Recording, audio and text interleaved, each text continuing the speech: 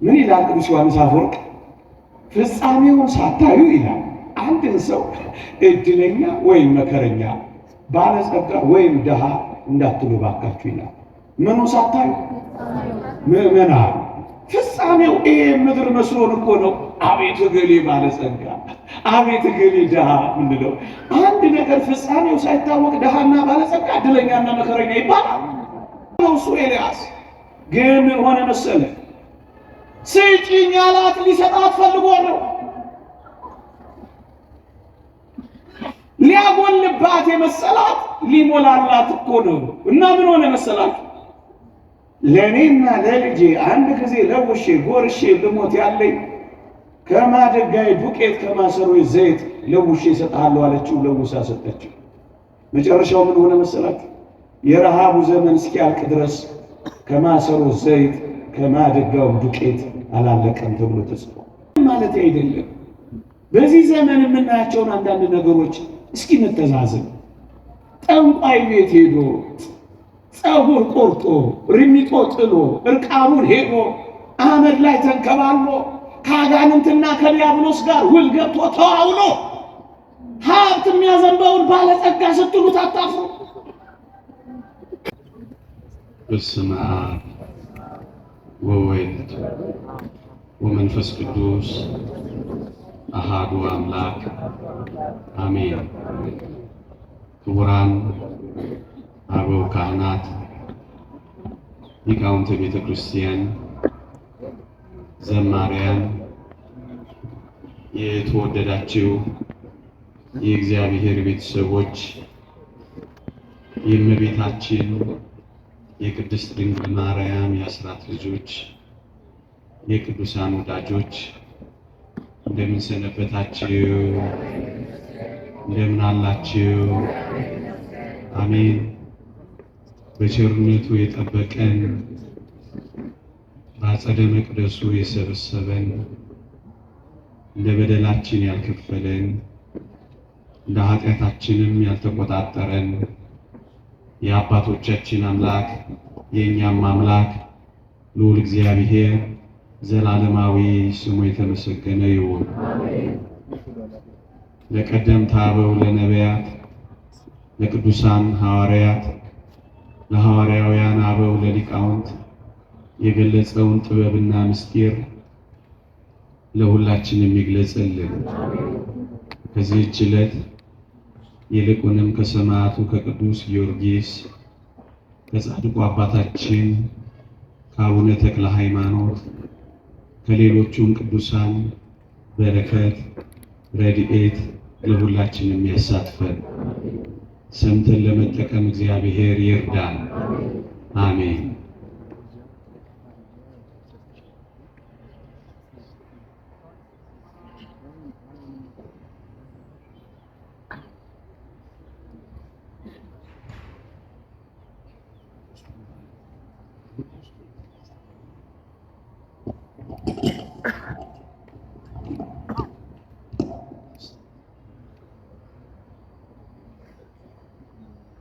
እግዚአብሔር ከሁላችንም ጋር ይሁንልን። በአንዲት ርዕሰ ጉዳይ ትንሽ ደቂቃ አቆያችኋለሁ። መቸገርህን አውቃለሁ፣ ነገር ግን ባለጸጋ ነህ።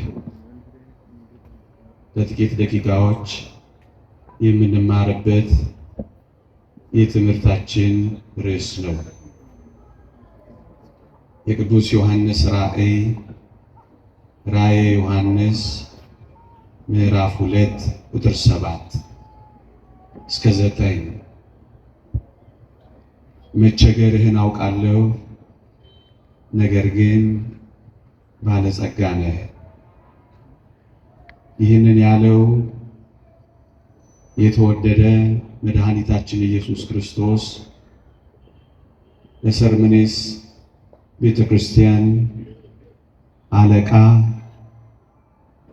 በሰርምኔስ ያለች ማህበረ ምዕመናን አስተዳዳሪ፣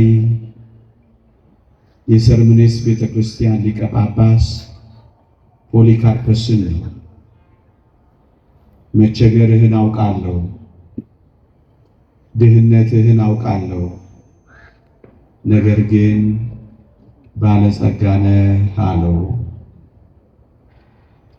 ይህን የተባለው የሰርምኔስ ቤተክርስቲያን አለቃ እንደሰማችሁት ችግረኛ ነው። እንደሰማችሁት ደሃ ነው። ግን ይገርማችኋል፣ እግዚአብሔር ባለጸጋ ነህ አለው። እንዴት ግራም ያጋባ ሐሳብ ነው! መቸገርህን አውቃለሁ፣ ድህነትህን አውቃለሁ፣ ማጣትህን እኮ አውቀዋለሁ አለው። ግን አይዞህ ደግሞ እኮ ባለጸጋ ነህ ደግሞ ሲለው እናገኛለን።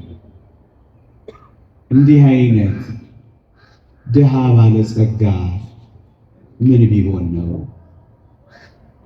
እንዲህ አይነት ችግረኛ የሆነ ሀብታም ምን ቢሆን ነው? እንደዚህ አይነት ሰው አለ ማለት ነው። ችግረኛ የሆነ ግን ደግሞ ባለጸጋ የሚባል አለ ማለት ነው። አዎ፣ እግዚአብሔር ሲያይ ምዕመናን እንደዚህ ነው የሚያየው። ይሄንን ጳጳስና እሱ የሚያስተዳድራት ቤተክርስቲያን ተመልከቱ። በጣም ችግረኞች ናቸው። የሚኖሩበት ሀብት ያካበቱት ንብረት የላቸው። እጅግ በጣም በችግር ነው የሚኖሩት። የታወቁ ድሆች ናቸው። ግን እግዚአብሔር በድህነታቸው አይደለም የሚያውቃቸው። ምን ብሎ እንደሰየማቸው ይሁት ባለጸጋ ሆናችሁ አላቸው።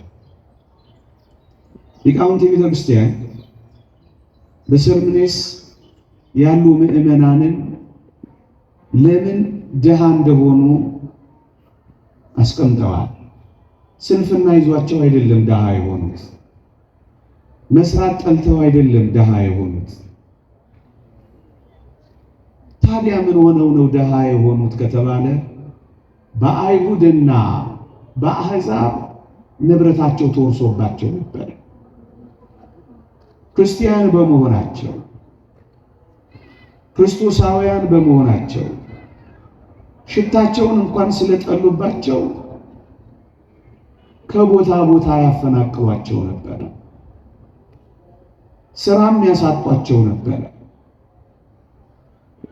በዚህ ምክንያት ነው መከራ ሲበዛባቸው ከመከራው ጋር አብሮ ድህነቱን ተጫናቸው። መከራ ሲኖር ድህነትን መከተሉ አይቀሬ ነው ወገኖቼ። ድሆች የሆኑት በአይሁድና በአሕዛብ በሁለት ወገን የሆነ መከራ ደርሶባቸው እንጂ ሰነፎች ሆነው አልነበረም ወገኖቼ። ሁለተኛውን ምክንያት ሊቃውንት ሲገልጹ ምን ይላሉ መሰላችሁ?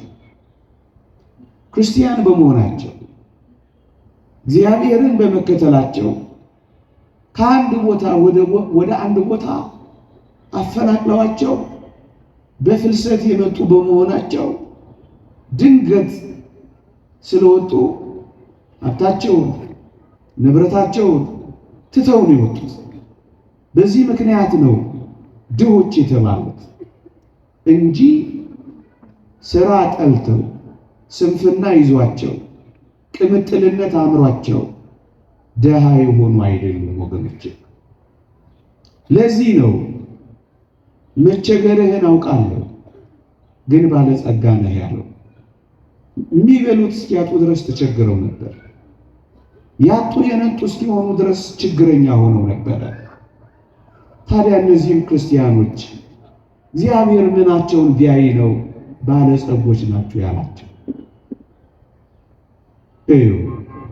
የዚህ ጳጳስና የነዚህ ምዕመናን ችግር ወገኖቼ ባንክ ያስቀመጡት ገንዘብ ባይኖራቸው፣ አክሲዮን የገዙበት ንብረት ያከማቹበት ሀብት ባይኖራቸው፣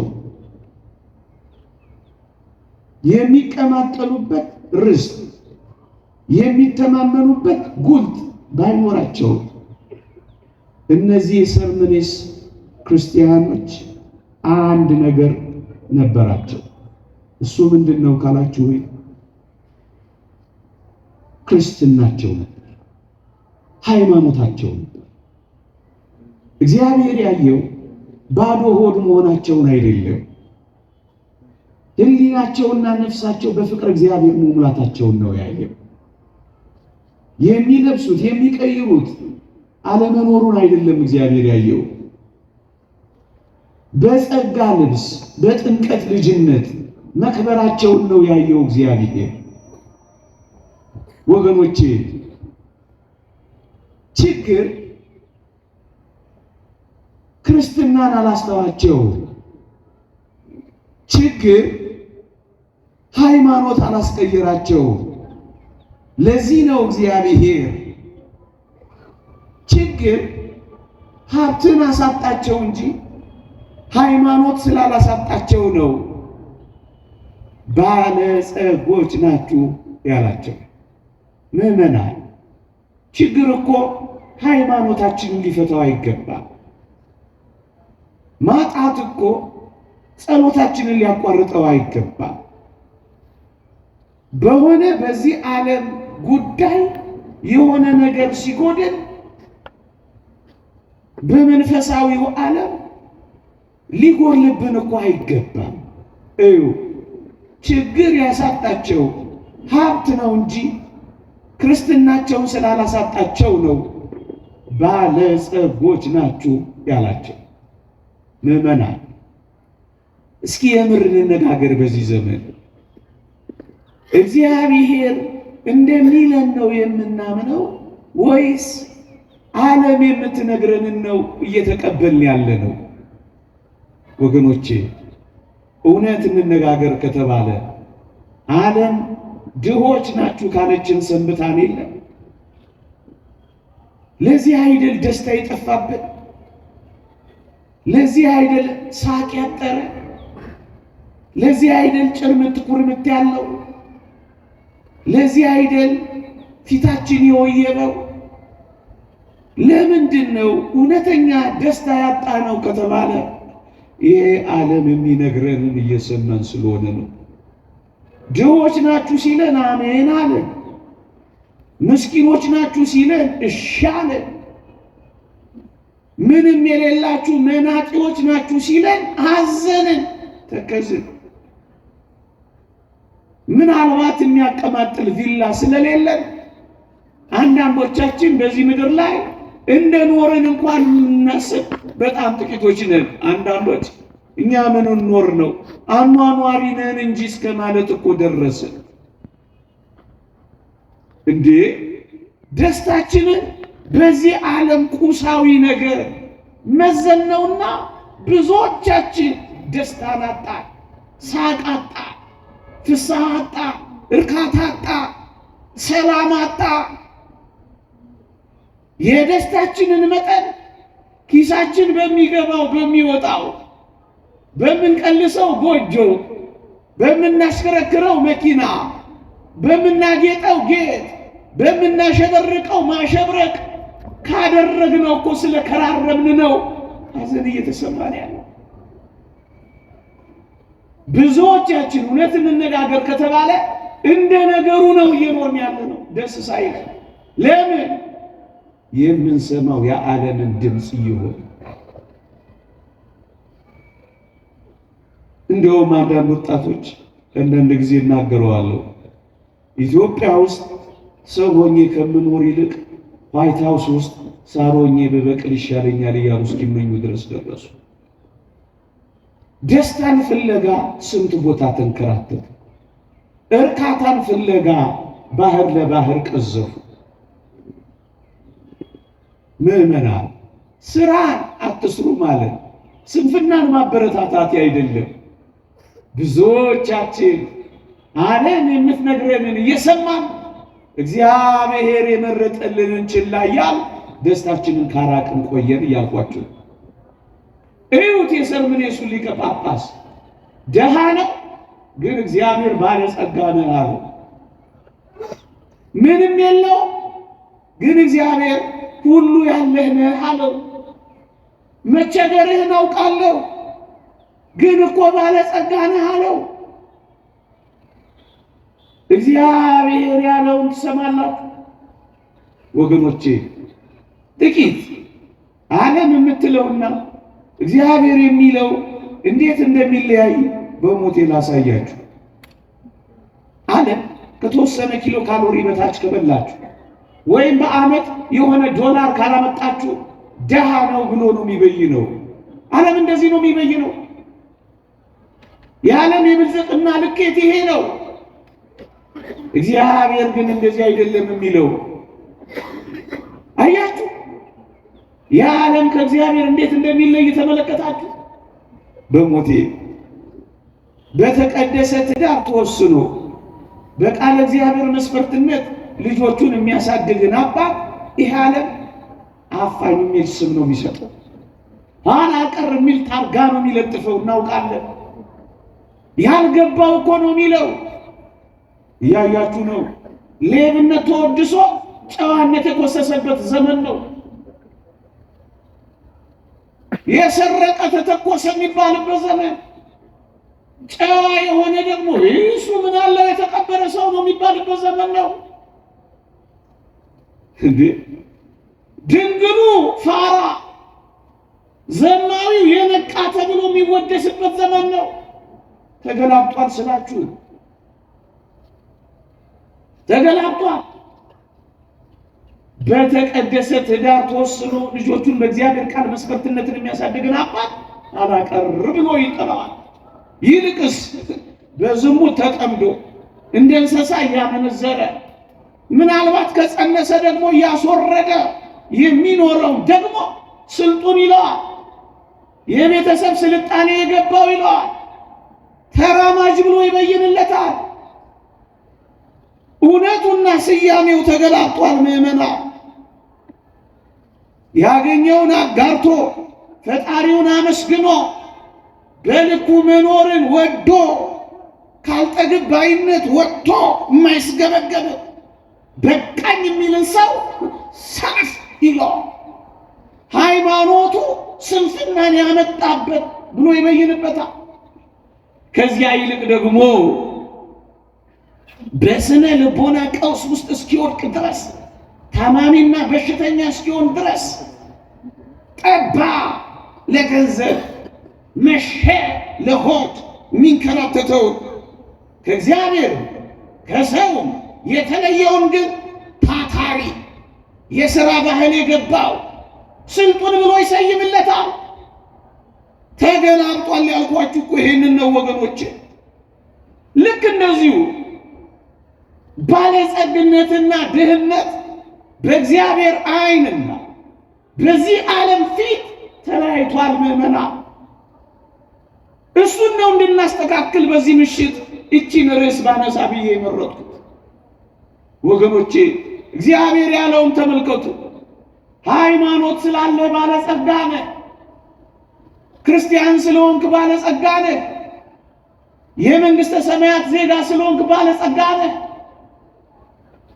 የቅዱሳን ኅብረት ጉባኤተኛ ስለሆንክ ባለጸጋ ነህ፣ ደስታህን ከውጪ ሳይሆን ከውስጥ የሚፈልቅ ባለጸጋ ነህ፣ በምትኖርበት ቪላ ሳይሆን በእግዚአብሔር ቤት ውስጥ በመጣል ደስ የሚልህ ባለጸጋ ነህ። በሚመጣ በሚሄድ ነገር ሳይሆን ሰማያዊው በሆነው ጸጋ ደስተኛ የሆንክ አንተ ባለጸጋ ነህ ነው እኮ የሚለው ወገኖቼ። ምዕመናን እስኪ እውነት እንነጋገር። ድህነት ምንድን ነው? ባለጸግነትስ ምንድን ነው? እኔ ከምተረጉመው ይልቅ ታላቁ አባት ቅዱስ ዮሐንስ አፈወርቅ የተረጎመበት መንገድ እንዴት ደስ ይላል! እስኪ ላንሳላችሁ። ደሃ የሚባለው ይላል ደሃ የሚባለው ይላል ብዙ ፈቃዳት ያለው ሰው ነው ይላል። ደሃ የሚባለው ፍላጎቶቹን መግዛት ያልቻለ ሰው ነው ይላል። ደሃ የሚባለው ባየው ነገር ሁሉ የሚስገበገብ ሰው ነው ይላል። ምዕመናን ድሃ ማን ነው ካላችሁኝ፣ ፍላጎቶቹን የማይገዛ ሰው እሱ ድሃ ነው። ያቺንም ሲያይ የሚያምረው ይህቺንም ሲያይ የሚፈልገው እሱ ምርጥ ድሃ ነው። በአንዲት ሚስት የማይወሰነው ቅብዝብዙ እሱ ድሃ ነው። ፊቱ የሚያበራ ደረቱ የሰፋ ሊሆን ይችላል። እመኑኝ፣ ፈቃዱን መግዛት መቆጣጠር ያልቻለ ምስኪን፣ ራሱን መምራት ያልቻለ ምስኪን ነው። ስሜቱን መቆጣጠር ያልቻለ ምስኪን ድሃ እሱ ነው። በቃኝ የማይል ባየው ነገር የማይረካ በሚኖረው ኑሮ መደሰት የማይፈልግ ማመስገን የማይችል አጉረምራሚ እሱ ድሃ ነው የሚለው። ምዕመናን እስኪ እውነት እንነጋገር ከተባለ የሁሉንም ማለት አይደለም። በዚህ ዘመን የምናያቸውን አንዳንድ ነገሮች እስኪ እንተዛዘን። ጠንቋይ ቤት ሄዶ ፀጉር ቆርጦ ርሚጦ ጥሎ እርቃኑን ሄዶ አመድ ላይ ተንከባሎ ከአጋንንትና ከዲያብሎስ ጋር ውል ገብቶ ተዋውሎ ሀብት የሚያዘንበውን ባለጸጋ ስትሉት አታፍሩ? ጠዋትኛ ጋር ማታ ሌላ ቦታ እየተንበረከከ የመንግሥተ ሰማይ ቤቱን ያፈረሰ የዚህን ዓለም ቤት ያነጸ እናንተ ባለጸጋ ትሉታላችሁ። እግዚአብሔር ግን ምን እንደሚለው ስሙ። ለምድር ባለጸጋ በዓለም ሰዎች ዓይን የተመነደገ ነው፣ በእግዚአብሔር ዓይን ፊት ግን ምርጥ ድሃ ነው። ፈቃዱን መግዛት ያልቻለ ራሱን መቆጣጠር ያልቻለ እሱ ድሃ ነው ያለው ሊቁ ዮሐንስ አፈወርቅ እኮ ይህንን ነው። ምዕመናን እንዴ እውነት እንነጋገር ከተባለ በዚህ ዓለም ላይ ያያችሁት አይደለ? የአንዱን ንግድ አዘግቶ የአንዱን ቢዝነስ ነጥቆ አንዱ ያስመጣውን ተመሳጥሮ የሆነ ቦታ አስቀምጦ የሱን ያለ ቀረጥ አስገብቶ የሌላውን ንግድ አበላሽቶ የሱን 200 እና 300% አትርፎ የሚገነቡት ህንፃዎች ስያሜያቸው ሌብነት፣ ወንጀል ሳይሆን ባለጸግነት ከተባለ ሰነበተ። አሁን ይህንን ባለጸጋ ልንለው ነው። አናፍርም እኮ እንሰማለን እኮ የህፃናት ወተት የሚጠጣውን ቀን እየቀየሩ ኤክስፓየርድ ያደረገውን ቀን እየለወጡ በብዙ ጥፍ እያተረፉ ብዙ ህንፃዎችን ሲገነቡ ለዚህ ዓለም ባለጸጎችም እነሱ ናቸው። ህፃናትን እያፈረሱ ህንፃዎችን የሚገነቡ ባለጸጋ ባልተፊ። እግዚአብሔር ግን እንዴት እንደሚያየው ተመልከት። እንደዚህ እኮ ነው። ምንድን ነው ድህነት? ምንድን ነው ባለጠግነት? የወንድምን ሀብት የቤተሰብን ሀብት ብቻውን ተቆጣጥሮ ደግሞ ሰነዳሽ ደልዞ ምርጥ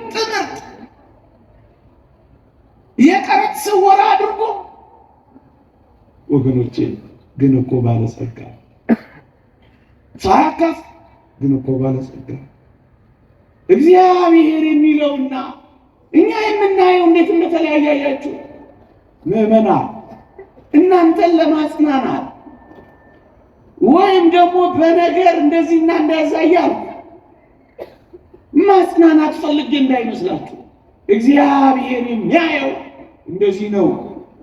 ችግረኛ ነህ፣ ምስኪን ነህ፣ ጎስቋላ ነህ፣ ግን እኮ ባለጸጋ ነህ። እንዴት?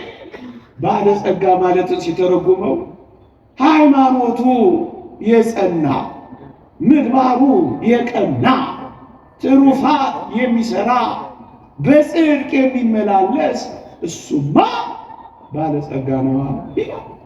ቅዱስ ዮሐንስ አፈወርቅ።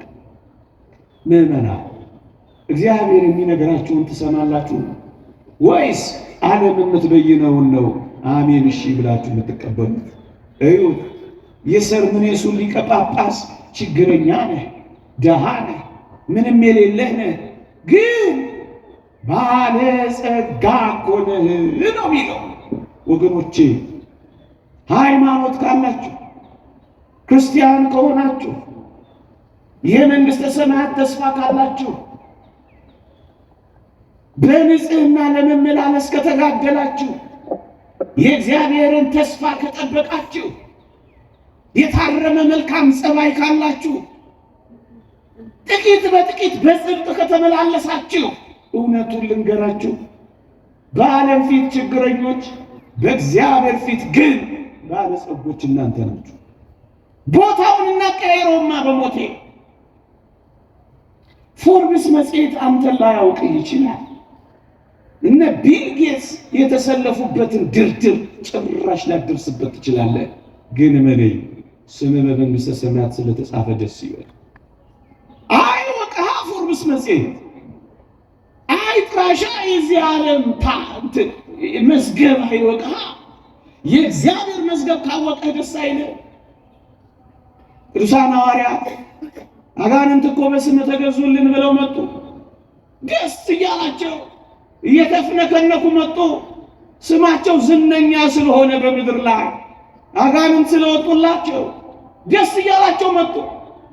ጌታችን ግን እንዲህ አላቸው፣ በሞቴ ስሙኝ፣ አጋንንት ስለተገዙላችሁ በዚህ ደስ አይበላችሁ፣ ይልቅስ ስማችሁ በሰማያት ስለተጻፈ ደስ ይበላችኋል። እህቴ የደስታሽ ምንጭ ምንድን ነው? የእግዚአብሔር መሆንሽ ነው። ወንድሜ የሰማዩ ርስት ወራሽ ለመሆን የዚህች ቤተ ክርስቲያን አባል መሆንህ ነው። ከቅዱሳንና ከሐዋርያት ጋር ባለሀገሮች በመሆን ደስ ይልሃል። በምን ደስ ትሰኛላችሁ? እኔ ክርስቲያን ነኝ እያላችሁ ትስቃላችሁ፣ ደስ ይላችኋል። ምዕመናን መቸገርህን አውቃለሁ፣ ግን ባለጸጋ ነህ። ሌላ ላሳያችሁ፣ የዚህ ተገላባጭ ራዕየ ዮሐንስ ምዕራፍ 3 ቁጥር 17 ላይ ሎዶቅያ የምትባል ማኅበረ ምዕመናን ቤተ ክርስቲያን ደግሞ ታገኛላችሁ። አሁን ሰርምኔስን የነገርኳችሁ የሎዶቅያን ማኅበረ ምዕመናን የሎዶቅያን ክርስቲያኖች ደግሞ ላስታውሳችሁ። ሎዶቅያ ማለት ደግሞ የወደብ ከተማ ናት። ብዙ መርከቦች ያልፉባታል። የንግድ እንቅስቃሴ ይሞላባታል። ማዕድን ማውጫ አላት። የሐር ማምረቻ አላት። የአይን ክሊኒኮች አላት። በዚህ ምክንያት በሎዶቅያ የሚኖሩ ክርስቲያኖች በጣም ባለጸጎች ሆነዋል። ሀብታሞች ሆነዋል።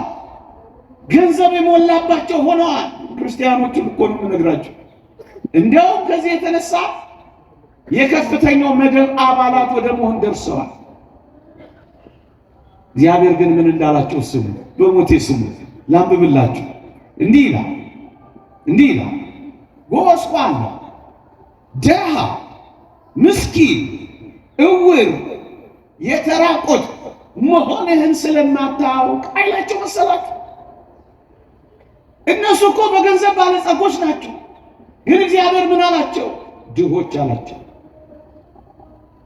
እነሱ እኮ ማህበራዊ ደረጃቸው ሁሉ የሚፈልጋቸው ሆኖ ሰው የሰበሰባቸው ሰው የከበባቸው እኮ ናቸው። ግን ምን አላቸው? ምስኪን አላቸው። ሐር እያመረቱ ሐር የሚደርቡ እኮ ናቸው። ግን ምን አላቸው? የተራቆት ካላቸው በጣም ቅምጥሎች ያማሩ ሆነዋል። ግን ምን አላቸው? ጎስቋሎች አላቸው። የአይን ክሊኒክ አላቸው። ምን ብያችኋለሁ? ያበራ ነው አይናቸው። ግን ምን አላቸው? እውር አይናቸው መሰላችሁ እግዚአብሔር። ለምን በሞቴ ለምን እንደሆነ ልንገራችሁ። ስለ ሀብታቸው እግዚአብሔርን ከማመስገን ይልቅ ወገኖቼ እግዚአብሔርን በመፈለግ ግድ የለሾች ሆነው አግኝቷቸዋል። ግድ የለሾች ሆነው አያቸው። ምን ማለት እንደሆነ ታውቃላችሁ? ገንዘብ ስለሞላላቸው እግዚአብሔር ብዙም የማያስፈልጋቸው ሆነዋል። ምን ማለት እንደሆነ ታውቃላችሁ? እግዚአብሔርን የችግር ቀን ወዳጅ አድርገውት ከርመዋል። እግዚአብሔር የሚያስፈልጋቸው ችግር ሲገጥማቸው እንጂ ሀብት የሞላቸው ንብረት የደረጃቸው ቀን እግዚአብሔርን አልፈለጉትም፣ ተውት። ወገኖቼ ሃይማኖታቸውን ችላ አሉት፣ ምግባራቸውን አሳሱት። ስለዚህ ምን አላቸው? ደሃ ናቸው። ግን እኮ በጣም ባለጸጎች እኮ ናቸው። እንደውም የከፍተኛው መደብ አባላት ናቸው። ግን ምን አላቸው? ድሆች። ለምን? እግዚአብሔርን እየተዉት መጥተዋል። ምዕመናን፣ እግዚአብሔር የችግር ጊዜ ወዳጅ ብቻ አይደለም። እግዚአብሔር የባለጠግነትን ጊዜ አምላክ ነው። የማጣት ጊዜ ወዳጅ ብቻ አይደለም። እግዚአብሔር የመሙላትን ጊዜ ወዳጅ ነው። እግዚአብሔር ሲቸግረን እጃችንን እንዘረጋለን፣ ሲሞላልን እጃችንን እናጥፍለት አምላክ አይደለም። እግዚአብሔር ወረት አይደለም። እግዚአብሔር የሁል ጊዜ አምላክ ነው። እነዚህ የሎዶቅያ ምዕመናን ግን ሲቸግራቸው ጊዜ የሚፈልጉት፣ ሲሞላላቸው ጊዜ የሚተዉት አይነት ሆነው አገኛቸው። ስለዚህ ምን አላቸው? ችግርተኞች አላቸው፣ ድሆች አላቸው፣ ጎስቋሎች አላቸው፣ እውር አላቸው። ምዕመናን፣ ባለጠግነት እንዴት እግዚአብሔርን እንደሚያስረሳያችሁ ወገኖቼ። የምድር ባለጸግነት ባለጸጋውን እግዚአብሔር የሚያስረሳችሁ ከሆነ ባለጸግነት ይቅርባችሁ። ደግሞ አለው የዚህ ዓለም ሙላት የሰማዩን ሙላት የሚያሳጣችሁ ከሆነ የዚህ ዓለም ሙላት ይቅርባችሁ። አንተ የባለጸግነትን ጸጋ ሰጠኸኝ፣ አንተን የሚያስተወኝ ከሆነ የባለጸግነትን ጸጋ ከኔ ውሰደው በሉት እባካችሁ። ይህን ዓለም አጣችሁ፣ እግዚአብሔር ዓለማችንን ብናገኘው አይሻላችሁ? በመጥገብ ጊዜ እግዚአብሔርን ስለረሱት ነው ምን ያላቸው? ድሆች አላቸው ባለጸጎች፣ አይናማዎቹን እውር አላቸው፣ ቅምጥሎቹን ጎስቋላ አላቸው፣ በሐር ያሸበረቁትን የተራቆትክን አላቸው። ምዕመናን፣ እግዚአብሔር እንዴት ያየን ይሆን? አስባችሁታ? ቤታችን የሞላው የሰላውን ንብረት የሚያይ እንዳይመስላችሁ። እግዚአብሔር የውስጥ የነፍሳችንን ውበት ያየዋል። እግዚአብሔር ላያችንን ብቻ የሚመለከተው እንዳይመስላችሁ። እግዚአብሔር ውስጣችን፣ የውስጥ ልብሳችን፣ የውስጥ ጌጣችን፣ በውስጥ የምንለብሰውን ጸጋ እግዚአብሔርን ነው እግዚአብሔር የሚያየው። ምዕመናን፣ በዚህ ባለው ነገር እባካችሁ ሀብታም፣ ደሃ፣ ባለጸጋ፣ ምስኪን መባባል እናቁም። ይልቅ በእግዚአብሔር ዓይን እንደዚህ መተያየት እንጀምር። የነፍስ ባለጠግነት፣ የእግዚአብሔር ቤት ሙላ፣ የሰማያዊ ሕይወት ጎዳና ባለጸግነት ነው ለእኛ ለክርስቲያኖች የሚያስፈልገን ወገኖች። ይህን ዓለም ቢኖረና ንጠላ፣ ባለጸግነት በራሱ የሚነቀፍ ነገር አይደለም። በፍጹም አይነቀፍም። አብርሃም ባለጸጋ ነበረ፣ ኢዮብ ባለጸጋ ነበረ። በጣም ብዙ አይነቀፍም ባለጸግነት። ይህን ስናስተምር ባለጸግነትን እየነቀፍን እንዳይመስላችሁ። ባለጸግነት የሚያመጣው ትዕቢትና መታጀል ግን እግዚአብሔርን የሚያስረሳ ከሆነ ባለጸግነት እንቅር ብሎ ይቅር እንድንነው ግን የሚያስፈልግ ባለጸግነታችን ጸሎት የሚያስተዋል፣ ባለጸግነታችን የእግዚአብሔርን ቤት የሚያስረሳ፣ ባለጸግነታችን ካህናትን እንድንንቅ፣ ባለጸግነታችን በተጋነነ የሀብት አድናቆት ምክንያት ይህን ዓለም የሚያጋድለን ከሆነ ይቅርብን እንድንለው። ምዕመናን፣ ይህ ዓለም በምን እየተጋደለ ይመስላችኋል? አታውቁም? ለሀብት በሚደረግ ሽሚያ አይደለምን? የአንደኛው ዓለም ጦርነት፣ የሁለተኛው ዓለም ጦርነት፣ የእኛን እንኳን የአድዋ ጦርነት ተመልከቱ። ጥሬ ዕቃ ለማግኘት ሲባል አፍሪካን ቀኝ ለመግዛት የተደረጉ ወረራዎች አልነበሩም? ሽሚያ እኮ ነው። አሁንስ በዙሪያችን የከበቡን ጦርነቶች፣ መፈናቀሎች፣ መጠላላቶች እንደ ስካር አዙሪቶች እርስ በርሳችን የሚያላትሙን የመርዝ ንግግሮች ከምን የመጡ ይመስላችኋል? ባለጠግነትን ከመመኘት አይደለም። የዚህ ዓለም ሐሳብ የባለጠግነትን ማታለል አንቆ ያዘው ተብሎ እንደተጠራ ይቺን ዓለም አንቆ ያዛት። ይሄ ውድና ይሄ ናፍቆት አይደል? ይሄን ባለመውደድ ውስጥ እኮ ሰላማዊነት ነው ያለው። አብሮ ተካፍሎ በመኖር ውስጥ መጣላት አለ። ይሄው እኛ ኢትዮጵያችን እንኳን ይሄው ታንቃ አይደለች። በዚህ ጦርነት፣ በዚህ መናማቅ፣ በዚህ የጦር መሳሪያ ትጥቅ፣ በዚህ ስልጠና፣ በዚህ ጩኸት ለምን? ይሄው ሌላ ምን አለ? ሌላ ምን አለ እንዴ? ዓለማችን ላይ ግም የሚለው ፈተናና መከራ፣ ጦርነት፣ ውርጅብኝ ሌላ ምንድን ነው ምስጢሩ? ለሀብት የሚደረግ ሽሚያ፣ ስልጣንን ተከትሎ የሚመጣው የባለጸግነት ማማ ላይ የመድረስ ሩጫ ነው ዓለማችን ላይ የነገሰው። ወገኖቼ የተጋነነ አድናቆት ሳይኖረው ይልቁንም ለወንድሙ ለማካፈል ልቡ የሚከፈተው ይልቁንም የራሱን የሚያካፍል ሰው የሌላውን የሚመኝ አይደለም። ስታካፍል የሌላውን አትመኝም። ክርስቲያን የመሆን ይህን ዓለም የመናቅ ድል የማድረጊያው መንገድ እኮ ይሄ ነው። ካካፈል ወንድምን ወደህ ከመቀበል ይልቅ የምትሰጥ ስትሆን ምእመናን በጣም ሰላማዊ ነው የምንሆነው።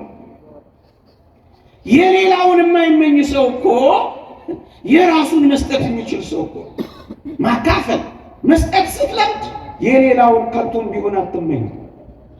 የራስህን እንኳን መስጠት ችለሃላ። ምን አይነት ሰላማዊ እንደምንሆን አስቡ። በጣም ሰላማዊያን ነው የሚሆኑት ምእመናን። በዚያ ገዳም የነበረውን ታሪክ አሰማችሁ።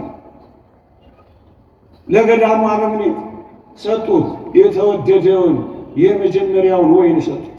ይሄ ለኔ አይገባም ሲል ለሌላው ሲያስተላልፍ፣ ያኛውም ይሄ ለኔ አይገባም ለአባገሌ ነው እያለ ሲያስተላልፍ፣ ይሄ ለኔ አይገባም ለአባገሌ ነው እያለ ሲያስተላልፍ፣ ዞራ ዞራ መጀመሪያ ለኔ አይገባም ያለው የገዳሙ አበምኔት ጋር ደረሰች። እዛ ገዳም ባለው ፍቅር እጅግ በጣም ተደነቀ ይላል። ፍቅር እንደዚህ ነው ምእመናን። የተጋነነ የሀብትና የባለጠግነት ምኞት ግን ይሄው ደስታን ካሳጣን ቀረበ። ምእመናን ምንድን ነው ድህነት? ምንድን ነው ባለጸግነት? እሱን ነው አሁን የውላችሁ ችግረኛውን ባለጸጋውን ደግሞ ችግረኛ የሚለው የእግዚአብሔር እይታ የኛ የክርስቲያኖች እይታ መሆን አለበት ወገኖቼ።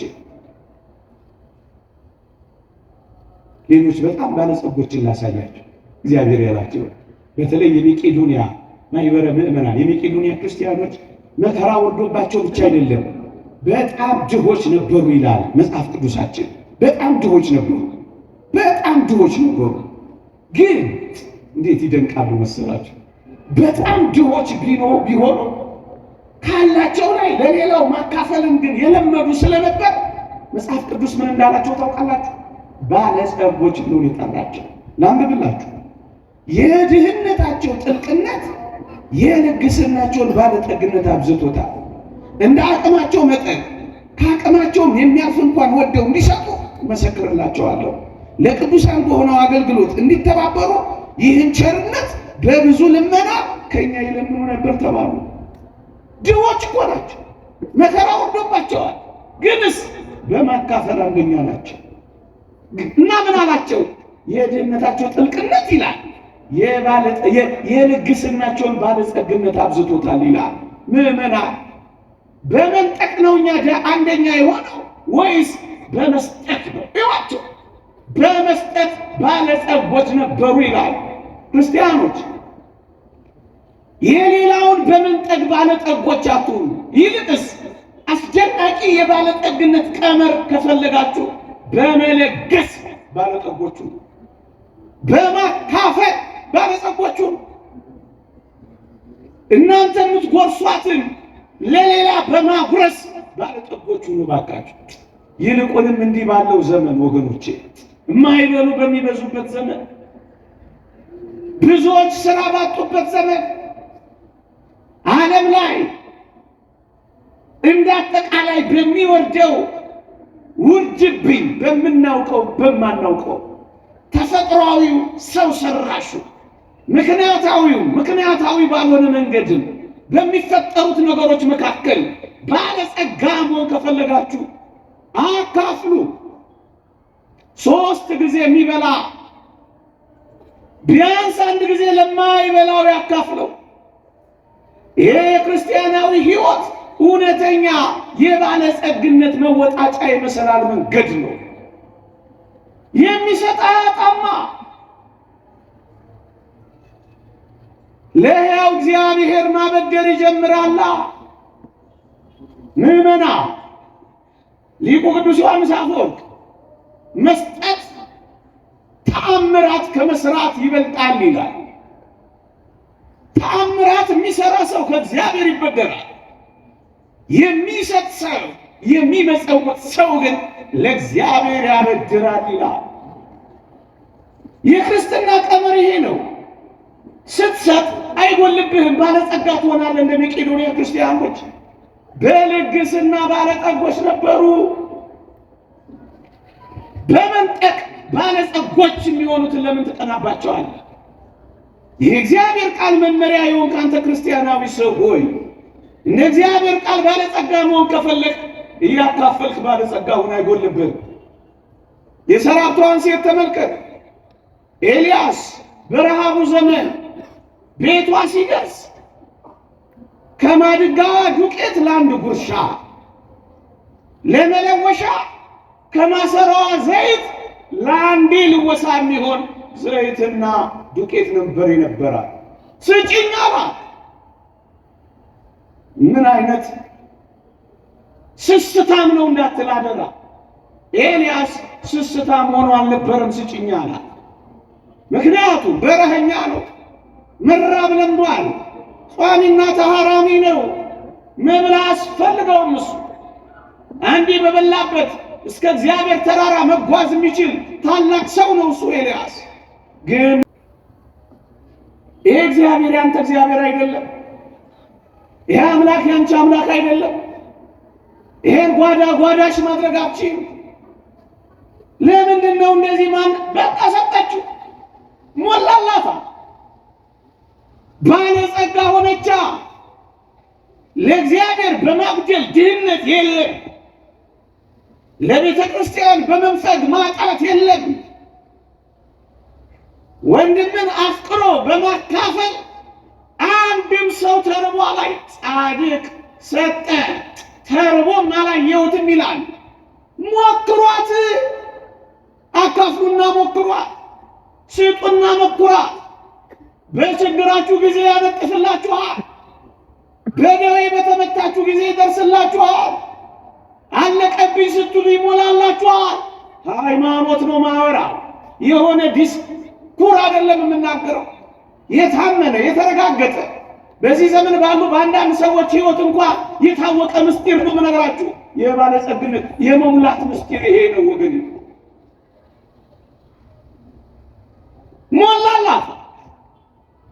ሞላላት አላለቀም። ምዕመናን ክርስቲያን እንደመሆናችን ማንን መስማት ያለብን እኮ እውነት እኮ ዓለም የምታወራውን እየሰማን የምን መርበትበት ነው? የምን መጭ እግዚአብሔርን የሚያህል ጌታ ይዘን የምን እንራባለን? የምን እንጠማለን? የምን እንቸገራለን ማለት ነው እንዴ?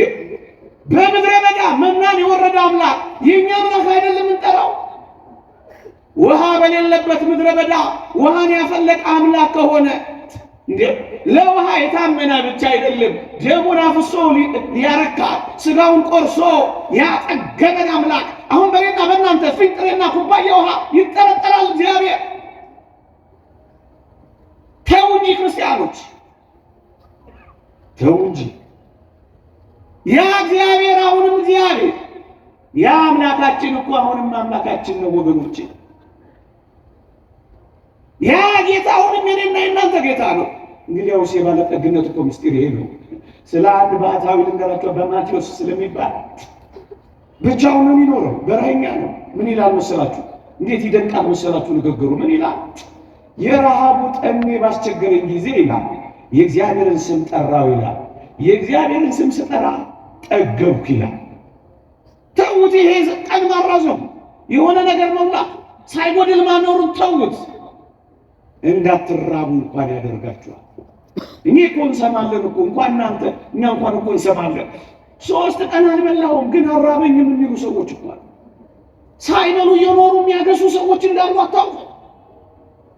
የእግዚአብሔር ክብር አጥግቧቸው እና ሰውኛው እንዴት ነው እየኖርን ያለ ነው? እናንተ እንዴ እንደውም ምን ይላል ይደግምና የአባ ማቴዎስ የሚገርመው ኮንፈርት የሚለብሰው ብዙ ልብስ የለው የሆነች ነገር ውስጥ ነው የሚኖረው። ምን ይላል? የዝናቡ ውሽንፍር በዘነበብኝ ጊዜ ውርጩን በለበለበኝ ጊዜ ጸሎት ማድረግ ጀምራለሁ አለ ሌሊት። ያን ጊዜ መንፈስ ቅዱስ ያሞቀኝ ጀምራል ይላል። መንፈስ ቅዱስ ያሞቀኛል ይላል። ምዕመናን ተረት የምናወራላችሁ ይመስላችኋል? ይሄ እኮ የታወቀ ሕይወት ነው። በውሃ የሚኖሩ ሰዎች አይተናል። የኛ አምላክ አይደለም ይሄ አምላክ? እንኳን እግዚአብሔርን እቺን መሬት አምናችኋት እየሄዳችሁ አይደለም? የባለጸግነት ምስጢር ይላል ነው። ሳያርስ የሚጠግብ ጎተራው ሙሉ ሳይሆን የማይራብ ሰው ካለ ክርስቲያን በቃ ክርስቲያን ነው። ባለጸጋ ያደረገናል። እንዴት እንዳለፍነው ሳናቅ ሊያሳልፍ ይችላል። ህመም ሳይሰማ ማጣት ሳይሰማ ውስጥን ሳይቀዘቅዘው ልብን ሳያሳዝነው እንዴት አለፍኩት ሳታል ስንት ዘመን አለፈ። አሁን እኔና እናንተ እነዚህ ልጆች የምናሳድግ በዚህ ዘመን እንዴት እህቴ ላይ ነበር እዳዬን እንጂ ወጪና ገቤን አልጽፈውም ትለኝ ነበር። ወጪንና ገቤን ካየሁት ከገቤ ጋር የማይነጻጸረው ወጪ ያስደነግጠኛል። ስለዚህ የእግዚአብሔርን ቸርነት ሞላበትና እዳ ብቻ ጽፌ ከሞት ቤተሰቦች እንዲከፍሉ እዳ ብቻ ጽፌ አልፋለሁ።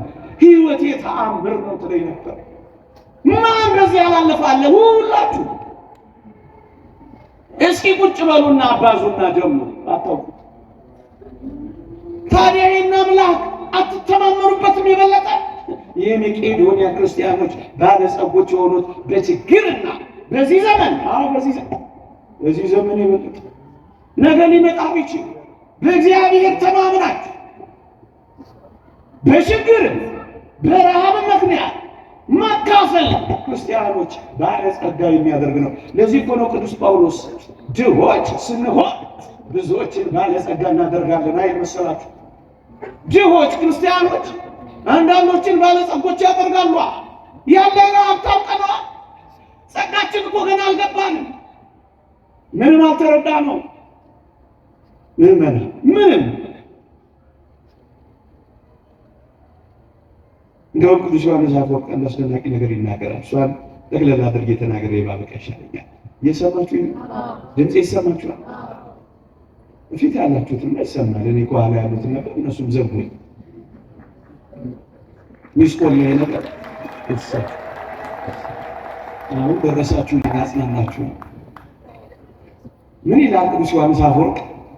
ፍጻሜውን ሳታዩ ይላል አንድን ሰው እድለኛ ወይም መከረኛ ባለጸጋ ወይም ድሃ እንዳትሉ ባካችሁ ይላል።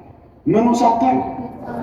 ምዕመናን ፍጻሜው ይሄ ምድር መስሎን እኮ ነው።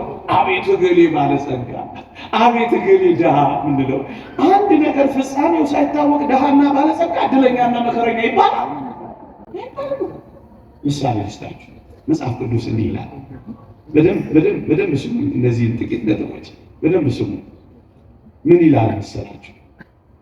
መጽሐፍ ቅዱስ እንዲህ ይላል። የሉቃስ ወንጌል ምዕራፍ 16 ላይ ስለ 2 ሰዎች ጌታችን አስተምሯል። አንደኛው በጣም ድሃ አልዓዛር ስለሚባል ሰው አስተምሯል። ሁለተኛው ደግሞ ባለጸጋ ነው ተብሎ ተጽፏል። በአባቶቻችን ትርጓሜ ስሙ ነዌ ተብሎ ተጠቅሷል። መጽሐፍ ቅዱስ ግን ስሙን አይጠራው። ስለ እነሱ ነው የሚተርከው። ምን ይላል? ሉቃስ ወንጌል ምዕራፍ 16 ባለጸጋው ሞተ ተቀበረ ይላል። ስለ አልዓዛር ሲናገር ምን ይላል መሰላችሁ? አልዓዛርን ሞተ መላእክትን ወደ አብርሃም እቅፍ ወሰዱት ብሎ አጠናቀቀ ታሪካቸው። እኔ ከፍጻሜው ጀምሬ ልተርክላችሁ ብዬ ነው። ልትገማው አይደለም፣ ስለምጠይቃችሁ ነው። በደንብ ስሙ። ባለጸጋው ሞተ ተቀበረ ይልና አልዓዛር ግን ሞተ፣ መላእክት ወደ አብርሃም እቅፍ ወሰዱት ይላል። እስኪ ልጠይቃችሁ እናንተ እንደ አልዓዛር ብትሆኑ ይሻላችኋል ወይስ እንደ ባለጸጋ? ምን የምራችሁን ነው? አሁን አንዳንድ ጥያቄ ስለምጠይቃችሁ እስኪ አስቡባት። እቺ የመለሳችሁልኝ እንደ አልዓዛር ወይስ እንደ ባለጸጋው? ድምጻችሁ ሳሳብ ነው። እርግጠኞች ናችሁ? አልዓዛር እኮ በዚህ ምድር ሲኖር በጣም ደረጃ አንድ ደሃ ነበር።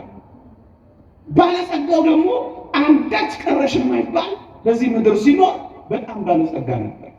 አሁን ደግሜ ልጠይቃችሁ እንደ አልዓዛር ደሃ ወይስ እንደ ባለጸጋው ባለጸጋ? የምራችሁ እንደገና እሺ፣ ነገሩ ትንሽ ላወሳስበው የፈተንኳችሁ ላምሽ። አልዓዛር እኮ ደሃ ብቻ እኮ አይደለም፣ በድህነቱ ላይ ከባድ ደዌ ያለበት በቁስል የተመታ ነበር። ባለጸጋው ደግሞ አንድም ታሞ ማያውቅ ምርጥ ቅምጥል ነበር። እስካሁን ደግሜ ልጠይቃችሁ፣ ምንም መሳቅ ጀመራችሁ? ገባችሁ መሰለኝ። እንደ አልዓዛር ወይስ እንደ ነዌ? እንደ ባለጸጋ በሽተኛም ወሮሮ ደህና ክርስቲያኖች ናቸው። ግድ የለም ነገሩ እንደነገና የበለጠ ላወሳስቡ ልጨምርላችሁ።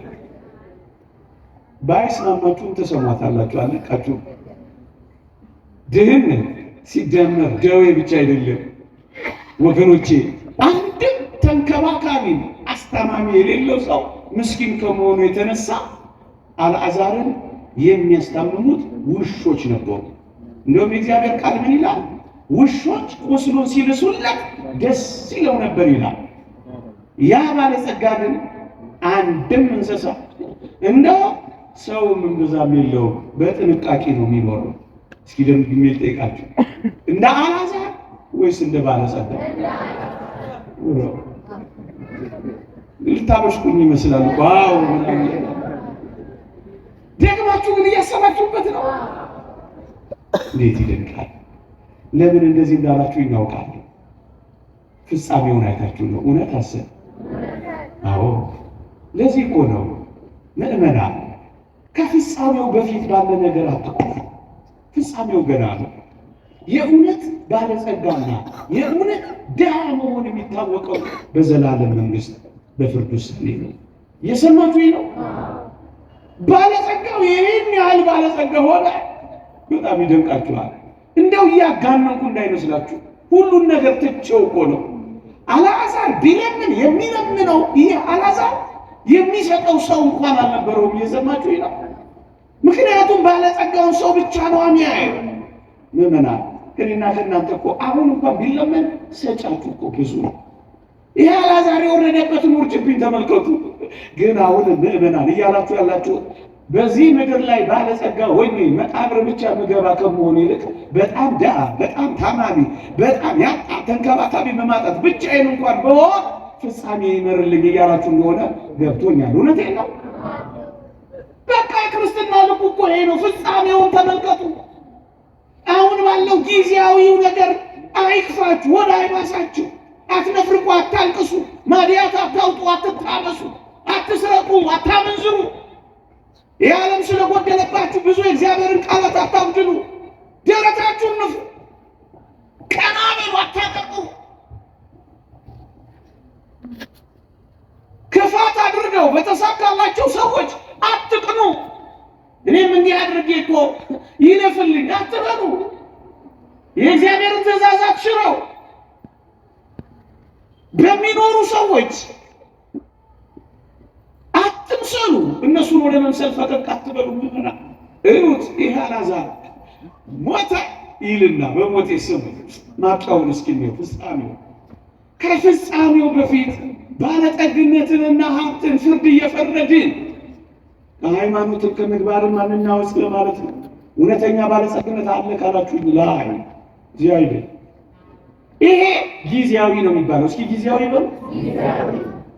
የእግዚአብሔር ቃል እንዲህ ይላል፣ ለጊዜው በግብፅ ከሚገኝ ደስታ ይልቅ ከክርስቶስ ሕዝብ ጋር መከራ መቀበልን መረጠ ይላል ስለ ቅዱስ ሙሴ መጽሐፍ። ለጊዜው ነው በሞቴ። እስኪ ለጊዜው ነው በሉ።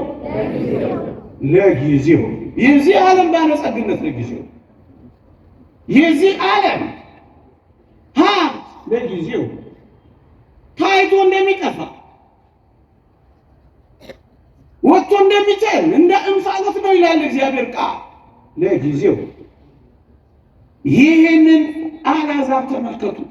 ድህነትን፣ ደዌን፣ በውሾች መከበብን፣ በመናወጽ መኖርን፣ ተንከባካቢ ማጣትን፣ ቢለምን አለመሰማትን፣ ትንሣኤ ሕይወት ኖሮ እንደኛ የዘላለም ትንሣኤን ተስፋ ማድረግን ሁሉ የሌለው ሰው ነው። መጨረሻ ላይ ግን ምን እንደሆነ ልንገራችሁ፣ ባለጸጋ ሆነላችሁ። ተገለበጠ፣ በፍጻሜው ተለየ። እውነተኛ ባለጸግነት በፍጻሜው ይለያል። ሁለት ተወዳዳሪዎች በፍጻሜ ውድድር እንደሚለይ እነዚህ ሁለቱ ባለጸጋውና ምን ማለት ነው ስላችሁ፣ የአልዓዛር የባለጠግነት ጊዜ ጀመረ ሲሞት። አልዓዛር ማን የሚያውቀው ሰው አልነበረም፣ ባለጸጋው ግን ታዋቂ ነበር። አሁን በፍጻሜው ግን ባለጸጋውን ይላል፣ ባለጸጋውን እግዚአብሔር ስሙን ይጠራው ዘንድ ተጸየፈው ይላል። ምዕመናን ፎርብስ መጽሔት አይጥራችሁ፣ ሰፈር አይወጣችሁ፣ ዝናም አይኖራችሁ፣ ዓለም አያሞግሳችሁ፣ ቆሞ አያጨብጭብላችሁ፣ መታወቅ ከእናንተ ይራቅ። እግዚአብሔር ካወቃችሁ ይበቃችኋል። በእግዚአብሔር ዘንድ ዕውቅ መሆን አትፈልጉ። ይኸው አልዓዛር ምዕመናን በጣም የሚያጽናናውን ቃላት ልንገራችሁ እንዳላቅ። ይህ አልዓዛር ከብርቱ የምድራዊ ውጊያ ወደ ድል ተሸጋገረ። አሁን ወደ አብርሃም እቅፍ ገባ። ከባህሩና ከማይበሉ ከንውፅ ውስጣው ወደ ወጀቡ ገባና አረፈ። በጌታችን እጆች ስር አረፈ። በዘላለማዊ ሕይወት ስር ተመለሰ፣ አረፈ። መናወጹ ጥቂት ጊዜ ነው፣ ማይበሉ ጥቂት ጊዜ ነው። መጽሐፍ ቅዱስ እንዳለ ታላቅ መናወጽ ሆነ፣ ታላቅ ጸጥታ ሆነ ይላል። ከታገሳችሁ የሚነዋወጠው ታላቅ ሕይወታችሁ ታላቅ ጸጥታ ይዞ ይመጣል። ምዕመናን ይህ እግዚአብሔር ቃል ነው፣ ይህ አይደለም። ከድካም ወደ እረፍት ገባ፣ ከጉስቁልና ወደ ደስታ መጣ። በውሾች ከመከበብ ወደ መላእክት አጀብ መጣ። መላእክት እየዘመሩለት ሄዳ። ሰው ላይ ዘመርላችሁ፣ ሰው ሪኮግኒሽን እውቅና ላይ ሰጣችሁ ይችላል። መላእክት ካቀፏችሁ አይበቃችሁ። ብቻውን በመረሳት የሚኖር ሰው የቅዱሳን ማህበርተኛ ሆነላችሁ በሰማይ። እንዲያውም እጅግ የሚደንቀውን ነገር ልንገራችሁ፣ በሞቴ በጣም የሚደንቀውን ነገር ልንገራችሁ። ሊቁ አውግስጢኖስ ምን ይላል? ባለጠግነት በራሱ የሚነቀፍ አይደለም። አብርሃም እጅግ ባለጠጋ ነበረ፣ ነገር ግን ድሃውን አልዓዛርን በቅፉ ከመኖር አልከለከለውም ይልና፣ ድሃው ባለጸጋው በቅፉ ተቀምጧልና ይልና፣ ሁለቱም በጌታ ፊት ባለጸጎች ነበሩ ይላል። ማንና ማን? አብርሃም አልዓዛር አቀፈው። ባለጸጋው አብርሃም አልዓዛርን አቀፈው። ሁለቱም በጌታ ፊት ባለጸጎች ነበሩና፣ እውነተኛው ባለጸጋ አልዓዛር ነው ነዌ ነው? አልዓዛር በሉት እንጂ ይሄን ዓለም ሊያጣ ይችላል። የዘላለም መንግስትን ስላገኘ እውነተኛው ባለጸጋ እሱ ነው። ቅድም እንዳልኳችሁ ዝነኛ ድሃ ነበረ፣ አሁን ዝነኛ ባለጸጋ ሆነ። ከፍጻሜው በፊት ባለጸጋ ድሃ ነው አትባባሉ። አሁን ስትወጡ ይሄን በአይምሯችሁ ተለማመዱ። ክርስቲያናዊ ነፍስ አለው ወይ? ይህ እግዚአብሔር ልጅ ነው ወይ? አቤት ባለጸጋው ንጉሱ፣ የንጉሱ ልጅ መሆን በምን ቋንቋ እንግለጸው? የንጉሱ የክርስቶስ ልጅ መሆን አይበል። ይሄ ባለጸጋ አልዓዛር ግን አሳዛኝ ሕይወት ገጠመው። ባለጸጋው ነዌ ግን አሳዛኝ ሕይወት ገጠመው። ምን ሆነ መሰላችሁ? ተለማኝ የሆነው ሰው ትምህርት ልጠቅልለው ለማኝ ሆነላችሁና አልዓዛርን ከሩቁ ሲያየው እባክህን አባቴ አብርሃም አልዓዛርን ስደድልኝ፣ የጣቱን ጫፉ አስነክቶ ምላሴን ያብርድልኝ አይለው መሰላችሁ? አልዓዛር እንዴት በቁስል የተመታ እንደነበር አስቡት። አሁን የአልዓዛር ጣት የምትናፈቅበት ዘመን፣ የምትፈለግበት ዘመን፣ የአልዓዛር ጊዜ በአንተ ሕይወት ውስጥ ይመጣል። የምትፈለግበት ቀን ይመጣል። በሃይማኖት ከጸና፣ በምግባር ከቀና ትፈለጋለህ። በጣም ውድ ነው የምትሆነው አንተ። ፈላጊ ይበዛል። እዩት አልዓዛር ሲፈለግ አልዓዛር ጣቱን ውሃ ነክቶ ምላሴን እንዲያበርድልኝ ስደድልኝ አይለ መሰላችሁ? መለመን ጀመረ አልዓዛር። እንደው ብዙ ሰዓት አልወስድባችሁ እንጂ በነገርኳችሁ ብዙ ታሪክ የምትለመኑት ነበር። ክርስቲያን ብትሆኑ መንፈሳዊ ብትሆኑ ፈውሰኝ ብሎ እዚህ በመንገድ የሚመላለሰው ጥላ ይፈውስ ነበር። የእግር ትቢያ ይፈውስ ነበር። ፋርማሲ የሚሰለፈውን አንተ ቃል ስትናገር ይፈወስ ነበር። ክርስቲያን ብትሆኑ መንፈሳውያን ብንሆን እንደ ሐዋርያት እንደ ቅዱሳን ጎተራችን ይሞላል። በአንድ ቀን አልሰው በአንድ ቀን አቅለው በአንድ ቀን ጎተራ ከተው እንደነበሩት እንደነ ቅዱስ ታዲዮስ ሕዝብን ከረሃብ ትታደግ ነበር። ክርስቲያን ብትሆን ትለመን ነበር። አንተ አድነን እያለ ቀሚስን ይጨርሰው ነበር። ነጠላይን እየቆረጠ ይጥለው ነበር። በሞቴ ቀና ብሎ ምድር ላይ አንድም ቀን አይቶት የማያውቀው ይሄ ባለጸጋ አልዓዛር ምን እንዳደረገው ታውቃላችሁ? በጣም የሚደንቅ ነገር ልንገራችሁ። ከሩቅ አየው። አፍንጫው ስራ አይቶት እኮ ያውቃል። ከሩቅ ደግሞ አፈረው። ማፈሩ በምን ታረጋግጣላችሁ መሰላችሁ? ከአልዓዛር ጋር ነው በቅርበት የኖረው። ግን ምን እንዳለ ታውቃላችሁ? አብርሃም አባቴ ሆይ አልዓዛርን ስደድልኝ አይለው መሰላችሁ? አልዓዛር ነቢ ነው። ምን አለበት? አፈራ። ስሙን የሚጠራው አልፈለገም። እግዚአብሔር ስሙን ተጸየፈው። ይህን ሰው ደረቱን የነፋው አሁን አፍሯል። ደጅ ወድቆ የነበረውን ያላየው ሰው አሁን ከሩቅ መመልከት ጀምሯል። በምድር የናቀን በሰማይ ናፍቋል። ከዚህ ቀን በላይ ክፉ ቀን አለ።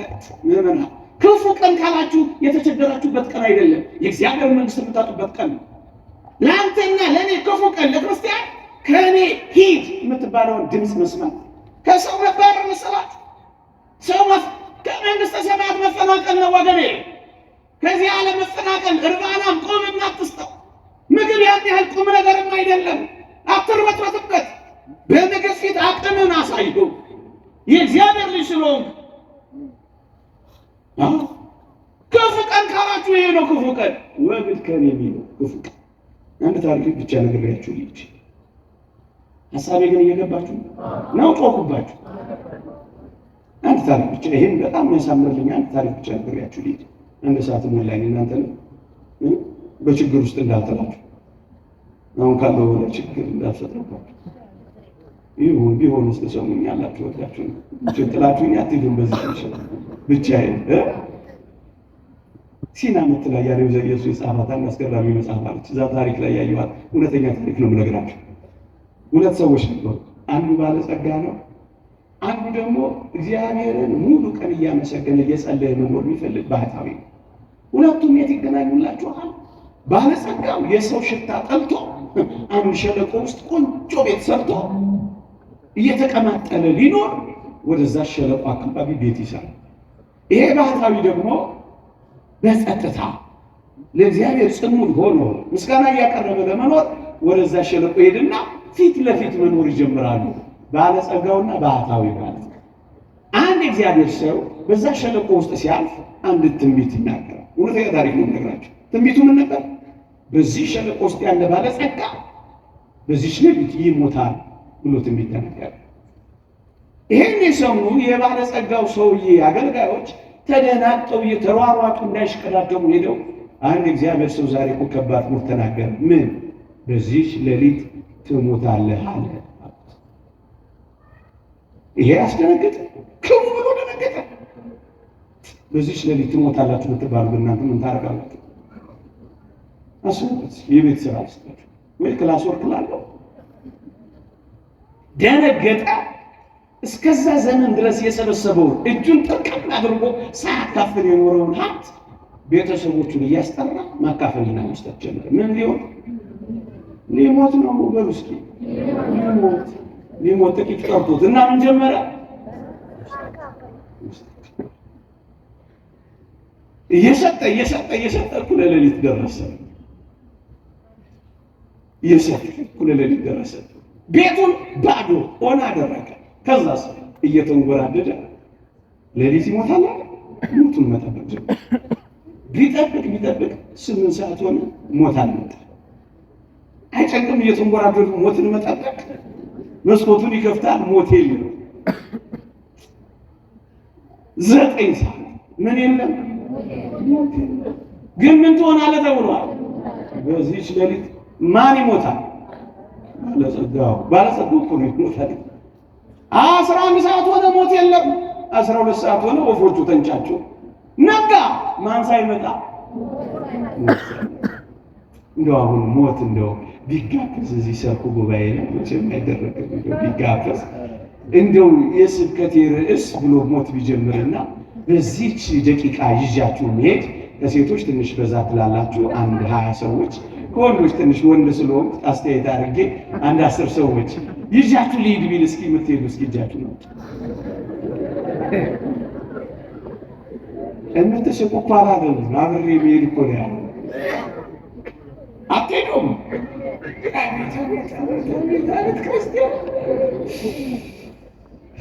ቅዱስ ዮሐንስ አፈወርቅ ቢመጣ እየገረፈ ነበር ከዚህ የሚያባረሩ ሁላችን ነው። በሞት ላይ ያለን ፍራቻ አይደል እያሳየን ያለ ነው እኮ እሱ እኮ ነው። ክርስቶስ ሞትን ድል ባደረገው ትንሣኤ ላይ ያለን ቸልተኝነት ነው። እስከ 12 ሰዓት ሞት የለም። ነጋ፣ አልሞተም። ለካ በዛች ሌሊት የሞተው ባለጸጋ ማን ነበር? እዛ ፊት ለፊት የሚፈረው ባህታዊ።